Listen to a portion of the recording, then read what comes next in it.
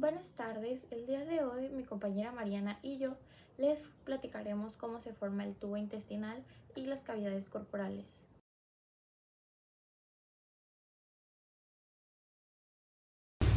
Muy bien, empezaremos con tubo sobre otro. Con el término de un tubo sobre otro, hacemos referencia a los dos tubos que se formarán. Por el anterior capítulo sabemos que durante la tercera a la cuarta semana el ectodermo se engrosa y forma la placa neural. Esta será inducida para que así se forme un proceso muy importante que denominamos neurulación, que va a dar como producto un tubo neural en la región dorsal, que este será nuestro primer tubo. Y casi simultáneamente el endodermo formará su principal derivado, que es el tubo intestinal en la región ventral. Como ya sabemos, al final de la tercera semana el mesodermo va a proliferar y va a diferenciarse en tres partes. La que nos importa para hablar de cavidades corporales va a ser la lateral, porque la placa lateral va a participar en la cavidad corporal a dividirse en dos capas. La primera va a ser la parietal o la somática y esta va a estar adyacente al ectodermo. Juntos se van a denominar somatopleura. Ahora, la segunda capa va a ser la visceral o la esplácnica. Esta va a estar adyacente al mesodermo y juntos se van a denominar esplagmopleura. Al espacio entre estas dos capas lo vamos a denominar cavidad corporal primitiva.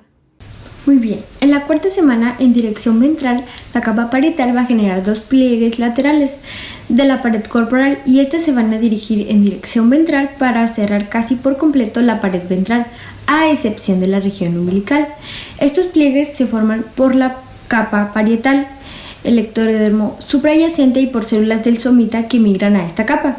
Entonces, se cierra la pared ventral casi por completo a excepción de la región umbilical y el pliegue lateral va a generar que el disco embrionario adopte una posición fetal.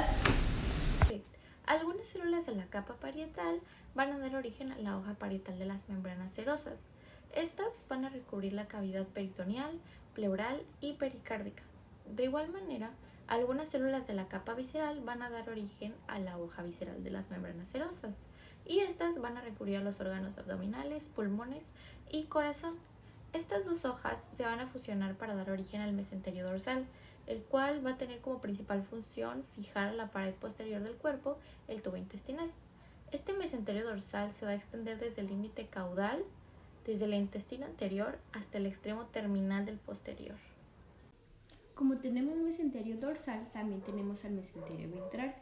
Este se extiende desde la parte caudal del intestino anterior hasta la porción proximal del duodeno, para así crear una estructura muy importante para la formación del diafragma, que es el tabique transverso. Además, este mesenterio va a ser muy importante para formar tejido conectivo en el hígado y estructura de sostén para la formación del diafragma.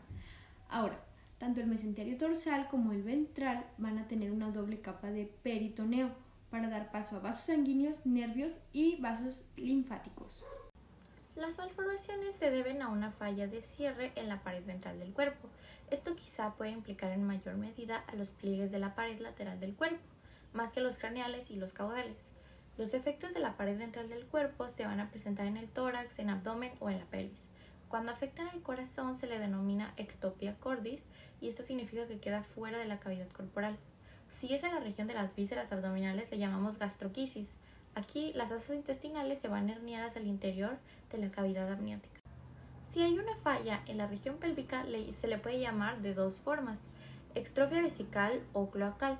La extrofia vesical, en este caso, solamente la vejiga va a quedar expuesta y en los varones esto puede llegar a afectar el pene con epispavias, que vendría siendo la falta de fusión del dorso del pene. La extrofia cloacal, también se va a llamar así cuando está expuesta la vejiga y el recto. Existen otras anomalías, pero no son generadas por una falla del cierre, entonces a esas le llamamos onfalocele, cuando el intestino medio no va a retornar a la cavidad abdominal. Diafragma y cavidad torácica. El mesodermo visceral que rodea el corazón va a generar lo que es el tabique transverso ubicado entre la cavidad torácica y el pedúnculo del saco vitelino. Pero este tabique no separa por completo las dos cavidades, todo lo contrario, deja aberturas denominadas conductos pericardio-peritoneales. Y cuando las yemas pulmonares comienzan a crecer, van a dirigirse a estos conductos, pero va a llegar un momento que va a extenderse tanto que el diámetro de los conductos es insuficiente.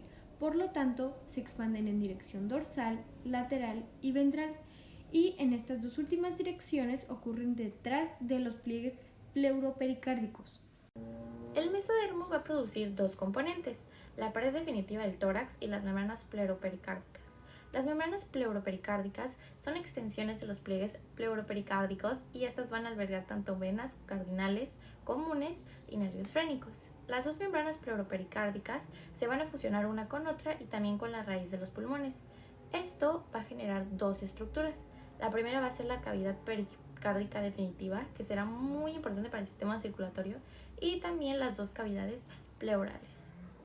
Formación del diafragma. Lo primero que vamos a tener para la formación del diafragma son los conductos pericardioperitoneales.